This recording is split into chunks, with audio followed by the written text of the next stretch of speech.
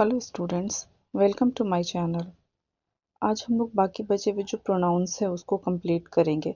Last video जिन लोगों ने नहीं देखा वो मेरे पिछले वीडियो जा कर के देख लीजिए। उस वीडियो में मैंने आई, वी, अस, मी, माइन पढ़ा चुकी हूँ और आज हम लोग ये कुछ प्रोनाउन है जो हम लोग एग्जाम्पल्स के साथ देखेंगे। फर्स्ट सेंटेंस है हम लोगों का, you are coming from Delhi.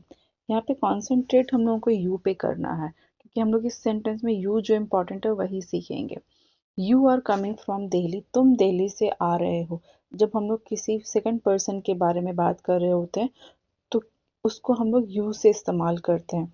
बोलने वाला हमेशा फर्स्ट पर्सन होता है और सुनने वाला हमेशा सेकंड पर्सन होता है, तो सेकंड पर्सन को हम लोग यू से स्टार्ट करते हैं।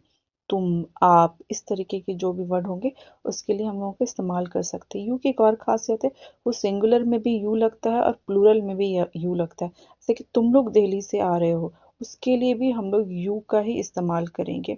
You are coming from Delhi, और यू के साथ प्रेजेंट टेंस में हम लोग हमेशा आर लगाते हैं। नेक्स्ट देखिए, the teacher gave you pen. Teacher ने तुमको पेन दिया। यहाँ पे जो यू का इस्तेमाल किया है, यहाँ पे यू जो है वो ऑब्जेक्ट बन करके आया है। वहाँ पे हम लोग तुम की जगह तुमको पेन दिया, तुमने नहीं किया, तुमको किसी ने पेन दिया है।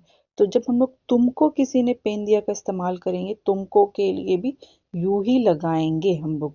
चाहे सब्जेक्ट रहे तो भी यू लगेगा और ऑब्जेक्ट रहेगा तुमको में, तब भी हम लोग यू ही लगाएंगे।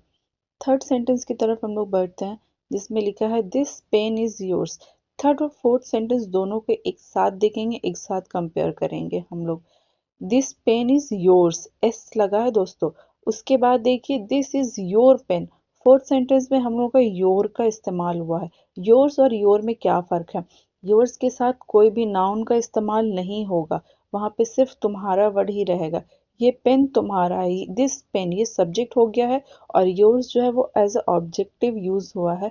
तो इसलिए हम लोग योर्स के साथ एस लगा देंगे और उसका मीनिंग तुम्हारा या फिर तुम्हारे होगा। वो किसी भी जेंडर के लिए इस्तेमाल किया जा सकता है। फोर्थ सेंटेंस में योर पेन, पेन के साथ योर आया है। तुम्हारा कलम, तुम्हारा पेन। तो यहाँ पे जो योर है ये प्रोनाउन नहीं है, ये हम लोगों का पॉजेसिव एडजेक्टिव है जो पेन के लिए आया है। ये चीज आप लोग समझिए। दोनों सेंटेंस में पेन तुम्हारा ही है, लेकिन लिखने के तरीका अलग है। अगर पेन के साथ योर आता है तो वो एडजेक्टिव बन जाता है, और अगर प्रोनाउन यूज करना रहेगा तो हम लोग पेन को सब्जेक्ट बनाएंगे और एस लगा देंगे। उसके बाद हम लोग आगे बढ़ते हैं। एक सेंटेंस मैंने लिखा है, राम इज अ डॉक्टर। यहाँ पे राम को इसलिए ध्यान में देने के लिए बोला क्योंकि राम नाउन है और राम की जगह दूसरे सेंटेंस में हम लोगों ने इस्तेमाल किया he is a good person, वो एक अच्छा आदमी है। तो ये राम की जगह पे ही का यूज किया है हम लोगों ने। ये ही का मतलब वो होता है, इसलिए यहाँ पे ही प्रोनाउन हो जाता है। उसके बाद वाले सेंटेंस में देखते हैं, पेशेंट्स लाइक हिम। पेशेंट उसको पसंद करता है, किसको पसंद करता है? राम को। जब राम जो है वो मेल है इसलिए वहां पे हम लोगों ने हिम का इस्तेमाल किया। हिम अब ऑब्जेक्ट बन करके आया है। जब ऑब्जेक्ट बन करके आएगा तो हिम का इस्तेमाल करेंगे, जब सब्जेक्ट बन करके आएगा तो ही का इस्तेमाल करेंगे। लेकिन वहीं पर अगर हम लोग पॉजेसिव एडजेक्टिव के तौर पे इस्तेमाल करेंगे तो हिज का इस्तेमाल करेंगे। उसके बाद वाले सेंटेंस में देखिए मैंने क्या लिखा है, his clinic opens eight 8 PM। उसका क्लिनिक 8 बजे ओपन होता है। वो ओपन नहीं होता है, उसका क्लिनिक ओपन होता है। तो क्लिनिक के लिए हिज का इस्तेमाल आया। ये हिज किसके लिए आया है? राम का। किसका क्लिनिक है? राम का क्लिनिक है। तो राम का क्लिनिक बोलने की जगह हम लोग हिज का भी इस्तेमाल कर सकते हैं। एग्जैक्ट उसी की तरह हम लोग फीमेल में आ जाते हैं। रिया इज ए टीचर। रिया की जगह शी का इस्तेमाल करेंगे प्रोनाउन में, और जब ऑब्जेक्ट बन करके आएगा तो हर का इस्तेमाल करेंगे। और जब हर स्टूडेंट्स, आज लिखा है मैंने एक सेंटेंस में, her students are very naughty. Naughty, उसके स्टूडेंट्स बहुत नॉटी हैं।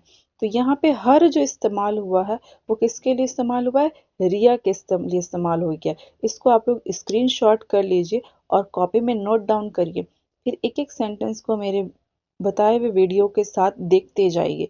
फिर आप लोगों के पूरी की पूरी कंसेप्ट क्लियर हो जाएगी कि ये सब कहाँ सब्जेक्ट और कहाँ ऑब्जेक्ट बन करके इस्तेमाल होता है।